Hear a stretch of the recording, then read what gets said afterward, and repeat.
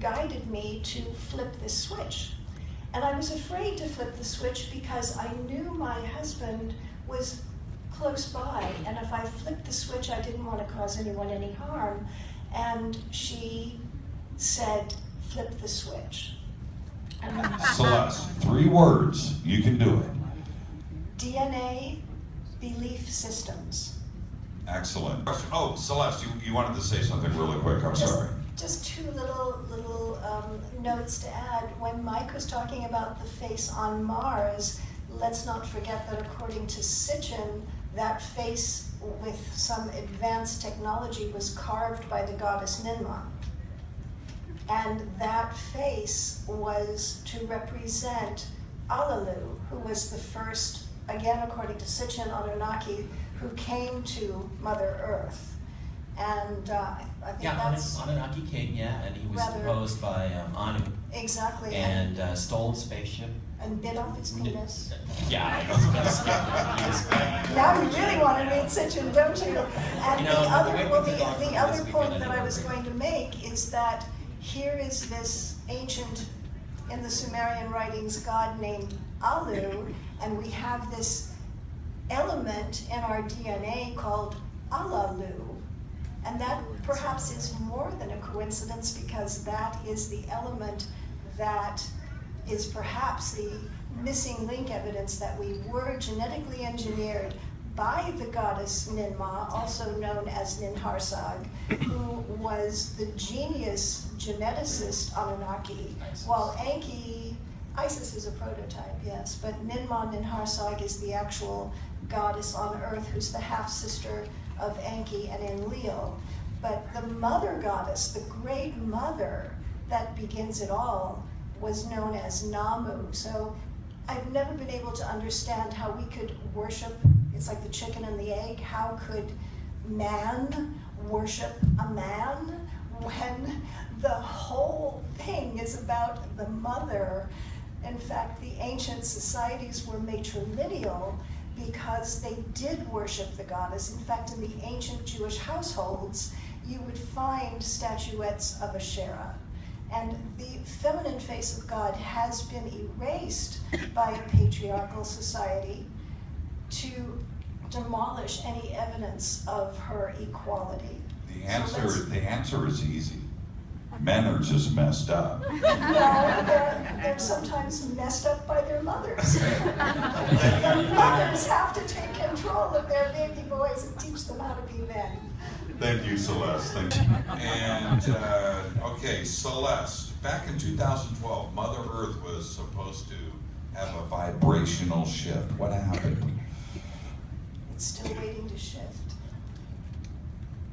I haven't seen a major shift happening, but we were speaking of chromosomes earlier, and I wanted to add that our chromosomes are made of light. So in essence, the chromosomes are showing us that we are light beings. And you know, there is a shift happening in certain populations. Certainly in this room, these wonderful people that are here are part of that paradigm shift and are aware that their chromosomes are made of light and that we are all energy and frequency. And I clearly experienced that when I was on board the ship, that those goddesses did not have physical forms. They were pure love and energy and more of maybe even beyond light beings, but we're probably in the process of a shift and edging towards the age of Aquarius for sure. Does the divine feminine help this process? Well, it does indeed, because if we allow the feminine to rise and balance the patriarchy, if we truly take down patriarchy and we restore the golden age concept and the never a matriarchy, the matrilineal society, so what were back in the ancient times. So that will be major. That was the premise of the film that we made, Femme, Women Healing the World, and that was the partnership between males and females, because as I said, males are not these evil, oppressive beings. They're not born that way. They're created basically by civilizations, television, media, but the shift that I hope to be a part of is the one that allows and facilitates the sacred feminine to rise. And I think the work that I'm bringing forward with the ancient alien goddess mitochondrial DNA, where even the ancients realized by marrying their half-sisters how important that mitochondrial DNA is. And for that to be awakened within women so that we stop trying to be men and we embrace our vagina, our beings, and we look back at the ancient symbolism of where we had the snake swallowing its tail. There is the oneness paradigm, the oneness of the vulva and the phallus, the perfect circle of oneness. And when oneness becomes out of balance, as it is today, where you have an oppressor and an oppressed, when you have a group of people that work for the big man instead of in the ancient times where we worked to feed and clothe and house ourselves, where we didn't have to worship the big man, when we go back to a oneness principle, I think that our 2012 paradigm shift will come to reality. But it's we who have to do that. It's we who in our present moment, if we look at all of the consciousness that's here and the disclosure, we have to bring it down to how can we make now better and how can we have a future for our children. And basically in Femme Women Healing the World, I said it starts in the womb.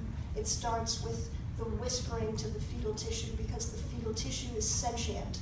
And you need to really download into the fetal tissue the way Ninmah downloaded into Adam's fetal tissue her entire Akashic record. And it is up to the women to stand in their own space and be fully enlightened beings. And we know that our men will support us in that, because the more we rise, the more they will rise. Women will never oppress males. And I think one of the reasons that certain men on our planet are afraid of matriarchy is they're damned afraid that we'll do to them what they've done to us. Thank you, Celeste. We're going to go around the microphone. Hi, Gary Spake from Orange County, Yukon. It's kind of a statement, but a question to Celeste. The sacred feminine, the best way we can protect that is stop inoculating our pregnant women with mercury. All these inoculations, and then this crazy stuff with this, what do they call it, cloud seeding. All the aluminum is getting down there too, aluminum and mercury together, just kill children. I'm a very heavy-duty anti-vaxxer, so I'm with you 100%. But when we look at the paradigm, you know, not to beat a dead horse here, but when you look at a paradigm that has suppressed women, that has suppressed 50% of a population for thousands and thousands of years, we have to ask ourselves, what are we missing through that suppression? Think about that for a minute. Why isn't there a female Mozart? Why isn't there a female Bach? Well, there's a very interesting twist to this, and that is because in the early days of ancient civilizations, my friend Julia Stonehouse wrote a wonderful book called Idols to Incubators. When we went from being the mother goddess and we slipped into where the males believed they were the seed waterers, and then slipped into the paradigm of carrying the seed, that the male was the only parent. I'm not sure that unless you read this book you'll understand what I'm really talking about, but up until 1900, nobody knew that the female had anything to do with parentage, because the concept of the female having and contributing 23 chromosomes and the male contributing 23 chromosomes was not discovered until 1900. So for those thousands of years, going back to 3400 BC, it was all about the seed of life coming from the male.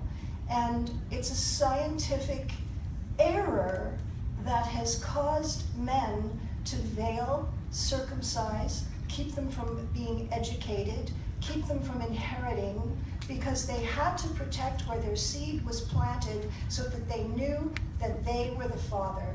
In the ancient civilizations, without the walls and without the weapons, everyone knew who the parent was. But from the seed waterer Enki on, through the Greeks, through the Romans, through our modern times, you will see that it has always been about suppressing the woman to protect where their seed was planted. Let's get over it, let's forgive the men for this, but we must also understand how much of our world population, generation after generation, has been suppressed. So we're clearly in a mess because of the suppression of the feminine. Yes, we're vaccinating our children, we're vaccinating pregnant women, we're feeding them horrible food, we're feeding them horrible thoughts, we're suppressing the presence of our ancient ancestors, and we have the power to make the change. It's not about the Illuminati and the 1%. It's about us, with every purchase we make, with every word we say, with every we have the power. We are the 99% that can make the difference. But trust me, we've got to elevate our baby girls, and we've got to stop telling them that they're a bossy little girl, you know, that they're dominating. That's a compliment. Rise, ladies, rise and take your place in this new paradigm, in this new shift, and support your beloved sacred partners, and let's partner up with the gender of your choice and make a difference. Thank you, Celeste.